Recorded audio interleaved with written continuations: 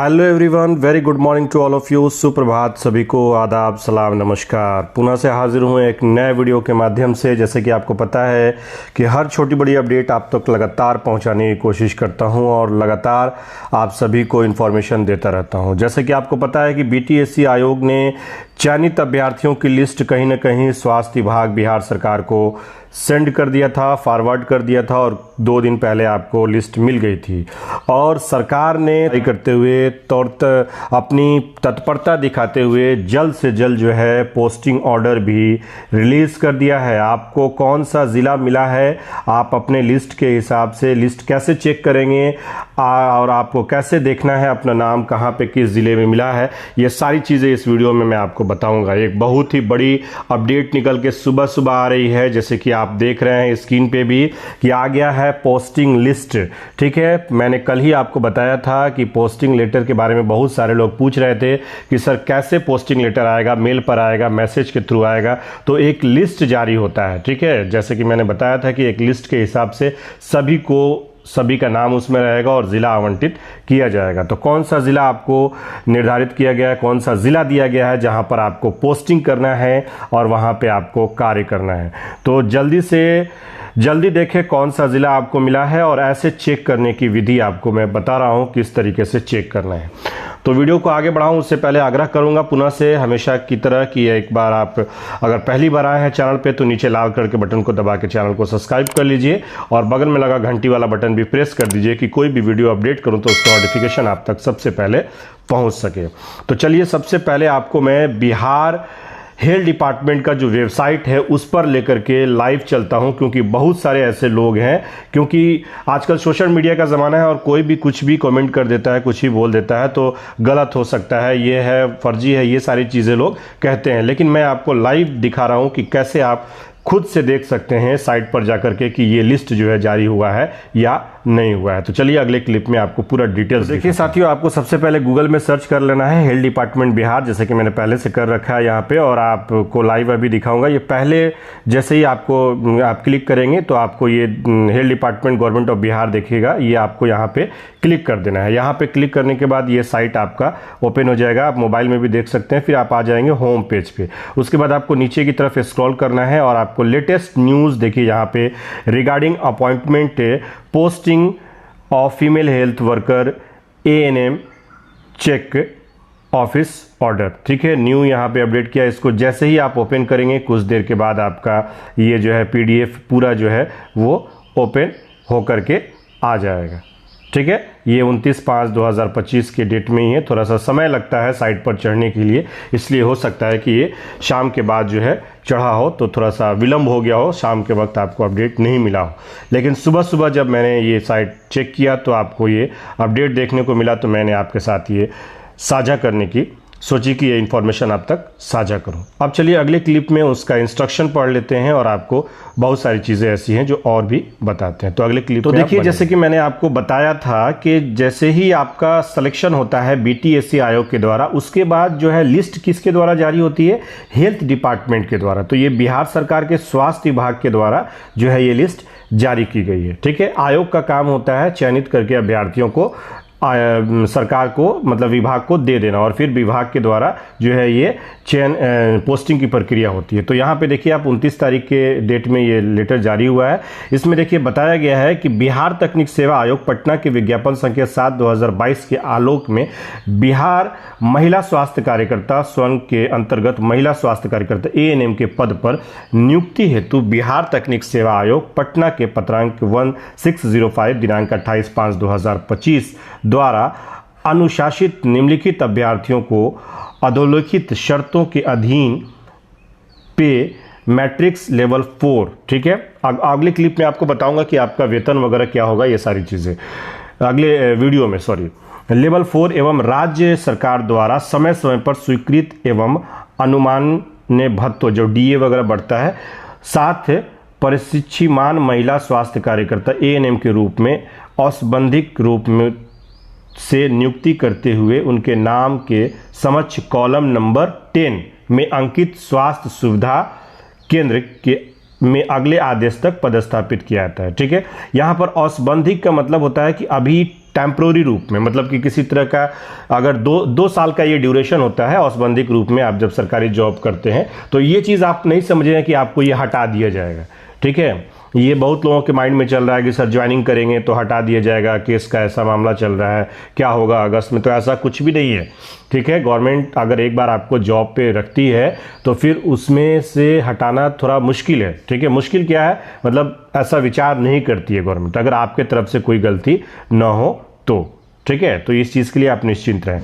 अब यहाँ पर देखिए आपको पोस्टिंग प्लेस कहाँ मिला है ये चीज़ आपको देखना है। तो आपका यहाँ पे रजिस्ट्रेशन नंबर दिया होगा, नाम दिया होगा, फादर्स नेम, होम डिस्ट्रिक्ट यहाँ पर है आपका, ये डिस्ट्रिक्ट आपका घर जहाँ पर है वो। ठीक है, डेट ऑफ बर्थ आपका, कैटेगरी में क्या सिलेक्शन, क्या कैटेगरी था और किस कैटेगरी में सिलेक्शन हुआ है, मेरिट नंबर आपका क्या है, और ये आपका पोस्टिंग प्लेस सबसे लास्ट वाली लिस्ट में।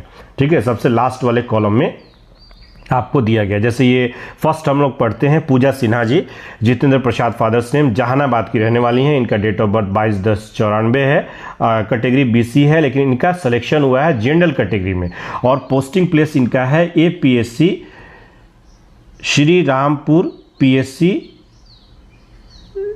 शेर घाटी गया। ठीक है, ये इनका पोस्टिंग प्लेस दिया गया है, तो यहाँ पर इनको पोस्टिंग करना है, यहाँ पे इनका जो है पोस्टिंग प्लेस है। ठीक है, तो आशा करता हूँ कि आप सभी जो है बेहतर तरीके से समझ गए होंगे। अब अंतिम पेज पर मैं आपको लेकर के चलता हूँ। ठीक है, आप लोग अंतिम पेज पर हम लोग चलते हैं। अब देखिए यहाँ पे बहुत सारे कुछ इंस्ट्रक्शन दिए रहते हैं जो कि आपको पढ़ना ज़रूरी होता है। ठीक है, ये हमारा यहाँ पे लिस्ट जो है वो ख़त्म हो जाता है। अब लिस्ट ख़त्म होने के बाद ये लास्ट वाला पेज आप ज़रूर पढ़ेंगे। ठीक है, मैं आपको इसका इंस्ट्रक्शन बता देता हूँ। यह नियुक्ति अभ्यर्थियों के पुलिस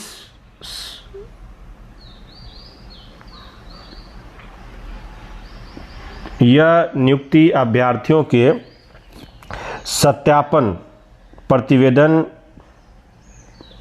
अनुकूलन प्राप्त होने की प्रत्याशा की जा रही है। सत्यापन के क्रम में प्रतिकूल प्रतिवेदन प्राप्त होने पर उनकी सेवा बिना किसी पूर्व सूचना के, ये थोड़ा सा मिसिंग है, इस वजह से मुझे समझ में नहीं आ रहा है। ठीक है, इसमें ये लाइन कहने का मतलब ये है कि आपके द्वारा जो सरकार ने जो आपको जॉब दी है वो सारे सत्यापन प्रतिवेदन आपके सही है, अनुकूल है, इसके बाद आपको पोस्टिंग दी जा रही है। लेकिन अगर किसी भी तरीके का जांच किया जाता है असैनिक शल्य चिकित्सक और मुख्य चिकित्सा पदाधिकारी के द्वारा और पुलिस सत्यापन प्रतिवेदन वगैरह, तो अगर किसी तरह की कमी आती है, अगर वो फर्जी या गलत माना जाता है तो आपको किसी सूचना के हटाया भी जा सकता है। ठीक है, तो आप सभी, मुझे ऐसा लगता है कि जो भी लोग चयनित हुए हैं सभी डॉक्यूमेंट्री रूप से बेहतर है, सभी लोग सही हैं। ठीक है, तो इसलिए इसमें घबराने वाली बात नहीं है। नेक्स्ट वन पढ़ते हैं। सभी नवयुक्त महिला स्वास्थ्य कार्यकर्ता ANM की परीक्षण अवधि 1 वर्ष की होगी। ठीक है, औसबंधिक पीरियड जो है आपका 1 वर्ष का ही दिया गया है। ठीक है, तथा उनकी आपसी वरीयता बिहार तकनीक सेवा आयोग पटना द्वारा निर्धारित मेगा क्रम के अनुसार होगी। ठीक है, अब सीनियरिटी जो होगी वो मेगा क्रम के अनुसार होगी। यह नियुक्ति अभ्यर्थियों द्वारा, थोड़ा सा ये लाइनिंग मिसिंग आ रहा है इसलिए मैं सही से पढ़ नहीं पा रहा हूँ, मैं पढ़ के आपको लेकिन समझाने की कोशिश करता हूँ।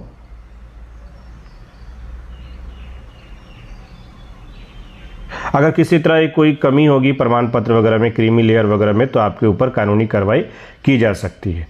ठीक है, ये चीज़ बताया गया है। और 5th नंबर पॉइंट है कि महिला स्वास्थ्य कार्यकर्ता को निर्देश दिया जाता है कि 1 माह के अंदर, ठीक है, निर्धारित रूप से सभी प्रमाण पत्रों एवं अभिलेख के साथ संबंधित जिला में असैनिक शल्य चिकित्सक पदाधिकारी के सक्षम योगदान देने की तथा संबंधित असैनिक शल्य चिकित्सक जो सिविल सर्जन कार्यालय होता है कि यह जानकारी देनी होगी कि जिले में योगदान करने वाले नियुक्त स्थापित महिला, मतलब आपको जो है कि एक माह के अंदर 1 मंथ के अंदर जो है आज से 1 माह के अंदर आपको CS कार्यालय में, सिविल सर्जन कार्यालय में आपको ज्वाइन कर लेना है और फिर वहाँ पे एक लिस्ट बनाया जाएगा कि कौन कौन से लोगों ने जिस ज़िले में यहाँ पे नियुक्ति अपनी दी है, ठीक है, पोस्टिंग दी है, उसके बाद से आगे की कार्रवाई की जाएगी।